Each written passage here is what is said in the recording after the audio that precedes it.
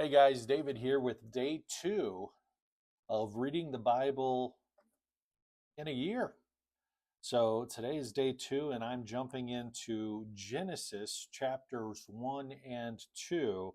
And as I read through this is really two different tellings of the same series of events of creation. The first telling in chapter 1 is from a very cosmic level view. It's God is creating the earth, and it's a very zoomed out view of this creation. He's creating the seas and the skies and the birds and the beasts and man, and we get this very broad strokes view of what he is doing to create the earth. But then in chapter 2, we zoom in and get a more intimate and personal view of his creation. Um, Now, a couple things that really stood out to me in just the first chapter, for example, um, it is said 6 times in chapter 1 that God saw that it was good. God saw his creations and he saw that they were good.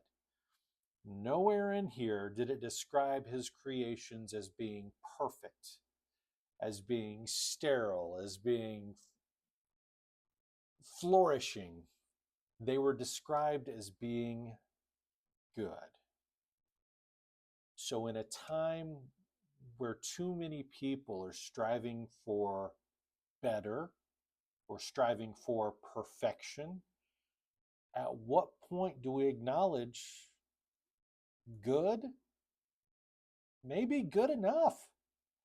Um, as we go in here, it says, chapter 1, verse 27, God created mankind in his own image. In the image of God, he created them. Male and female, he created them.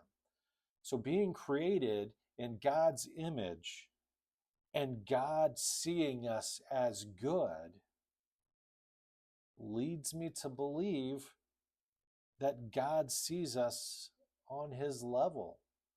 Maybe not on the same magnitude, but as we go into chapter 2, we see that he breathes life into Adam, which is a very intimate description of creating Adam.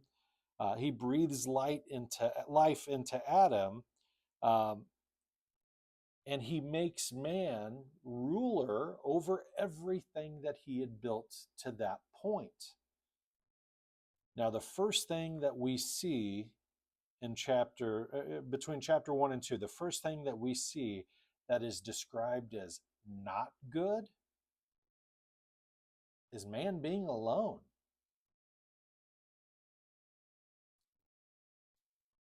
How often do we try to go things alone? God did not put us on this earth to go it alone. He specifically said, it is not good for man to be alone. And this really stuck out to me, and I'll tell you why. So, even on this journey to begin with, my goal was to read the Bible in its entirety in 1 year. And obviously, other people can't read it for me.